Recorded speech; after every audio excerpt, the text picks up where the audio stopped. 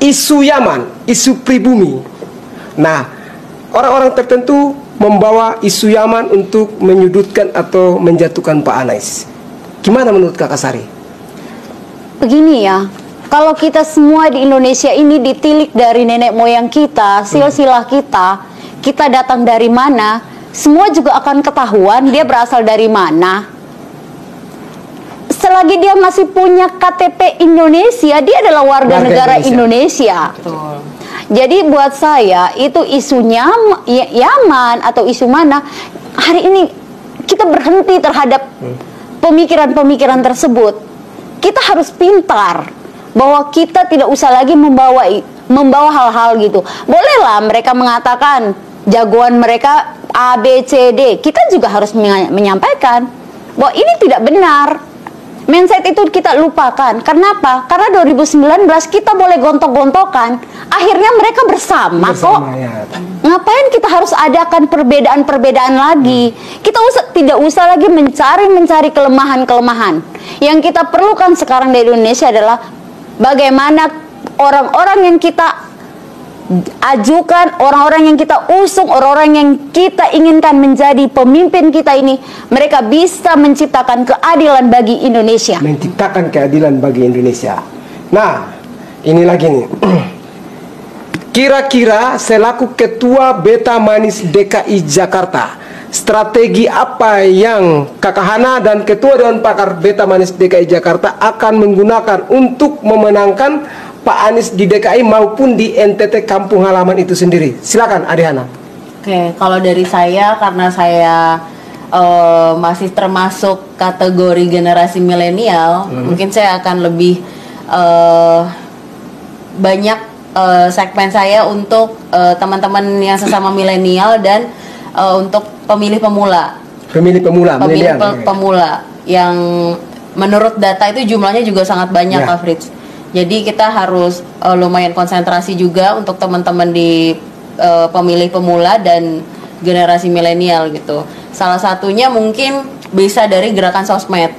Seperti yang sekarang ini kita lakukan, kita menyebarkan info-info soal kinerja Pak Anies, dari tadi materi tentang intoleransi, terus program kerja Pak Anies soal yang kemajuan transportasi di DKI, dan masih banyak lagi program kerja yang pernah diraih oleh Pak Anies. Prestasi-prestasi Pak Anies, seperti salah satu contohnya itu yang orang-orang belum begitu banyak belum begitu banyak disinggung itu ini loh. Pak Anies bisa menaikkan UMP Jakarta itu di atas ketentuan nasional.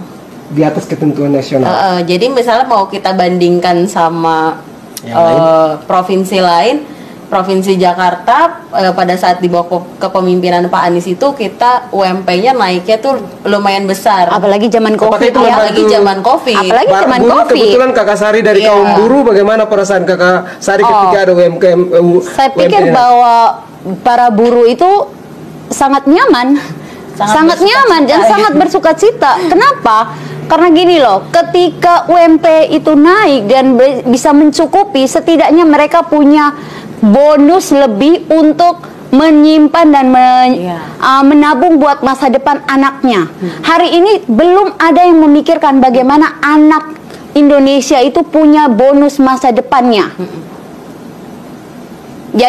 Jadi saya pikir bahwa bukan habis sekedar di ekonomi makan dan minum, tidak. Tetapi kita juga harus berpikir bahwa buruh itu bisa tidak dia menyimpan untuk anaknya. Jadi kenaikan UMP itu sangat membantu ya? Sangat membantu.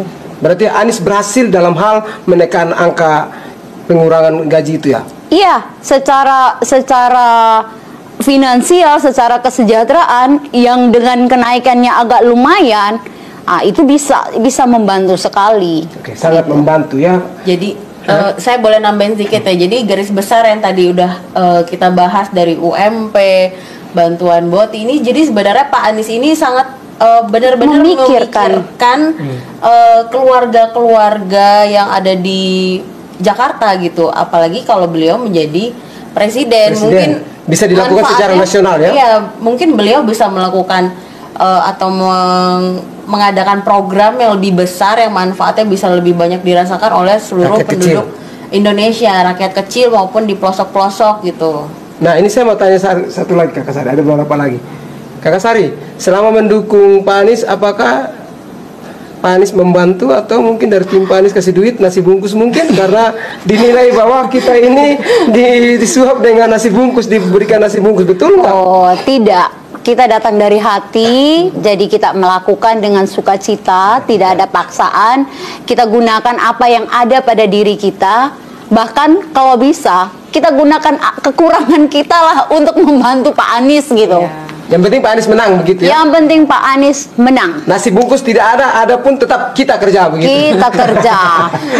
Kita tidak menuntut hal itu bahwa kita harus digaji seperti teman-teman relawan lain. Dan minta maaf, saya itu pernah ditawarin masuk dalam kelompok sebelah.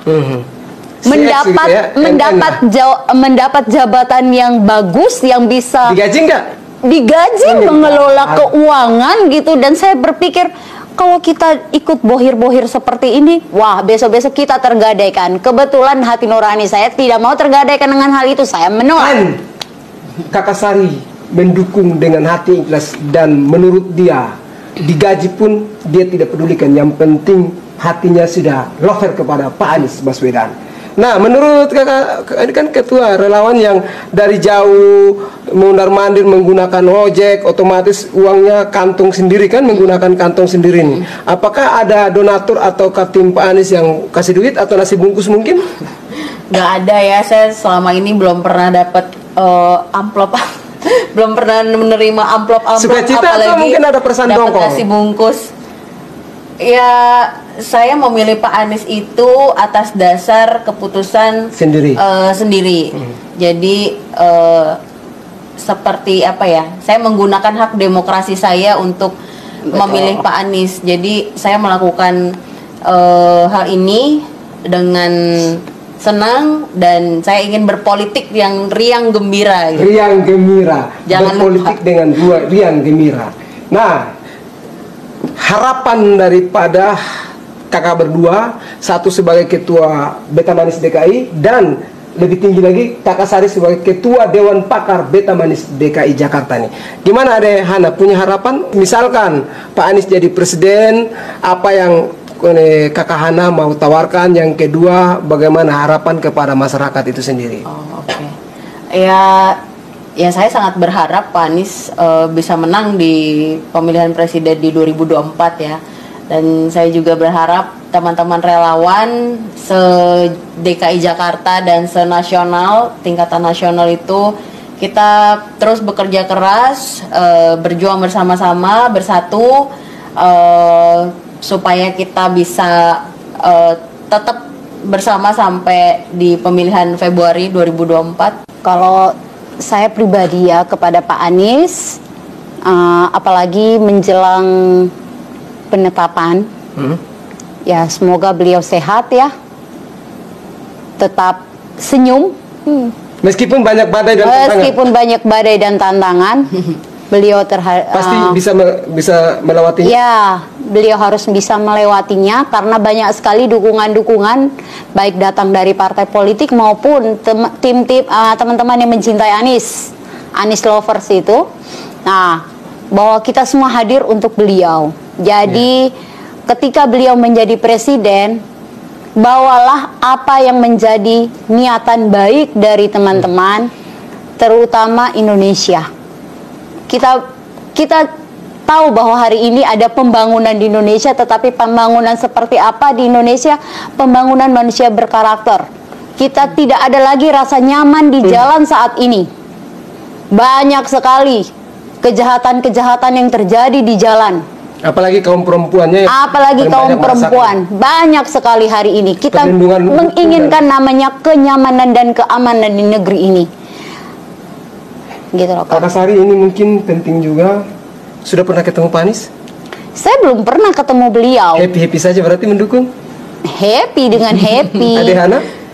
kalau untuk secara personal belum ya. Tapi kalau mahnya melihat dari jauh dari sudah, radius. tapi jabat tangan tuh belum. Tapi tetap senang mendukung Pak Anies ya. Oh, Riang dan gembira. yang namanya politik gembira, politik Asik. senang kami. Politik gembira, politik senang. Betul. Kami tidak